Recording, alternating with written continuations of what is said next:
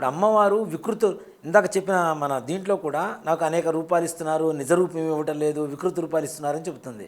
ఇది వినాయక చవితికి కూడా ఆపాదించుకోవచ్చు. వినాయకుడు కూడా నానా రకాలుగా ఇస్తూ ఉంటారు కదా రూపాలు.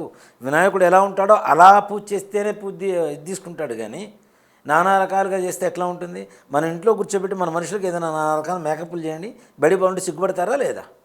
కోపం కూడా వస్తుందా రాదా? మరి అట్లాంటిది భగవంతుడు ఏం మాట్లాడు కదా అని చెప్పి అనుకుంటే వచ్చే ప్రళయాలన్నిటికీ కూడా ఇట్లాంటివి వికృతి చేష్టలే కారణం అని చెప్తా. రావణ అమ్మవారి రూపంలో వచ్చినటువంటి పలికిన మాటలు రంగంలో పలికిన మాటలు ఏంటి? నేను కళ్ళు తెచ్చి చూస్తే రక్తం కక్కించేస్తారు అని.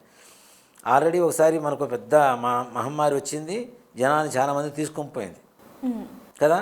మరలా అలాంటివి రాకుండా ఉండేందుకు అమ్మవారికి చేసేటువంటి పూజలు బోనాలు ఏవైతే ఉంటాయో అవి తప్పనిసరిగా మనస్ఫూర్తిగా భక్తితో విశ్వాసంతో, అక్కడ అమ్మవారు ఉంది అని చెప్పి బోనం తీసుకెళ్తున్నప్పుడు అమ్మవారు ఉన్నప్పుడు అమ్మవారి ముందుకు ఎలా వెళ్ళాలనేది కూడా ఆలోచన ఉండాలిగా. మనం బోనం ఒక్కటే కాకుండా మనం ఉండేటువంటి విధానం కూడా మంచిగా ఉండాలి కదా.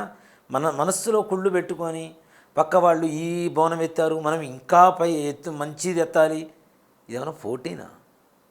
అమ్మవారికి భక్తిలో పోటీ చూపించు. నువ్వు బోనం పెట్టి గిన్నెల్లో కుండల్లో పాత్రల్లో అలంకరణలో చూపిస్తాను అంటే ఏం లాభం? అవునా?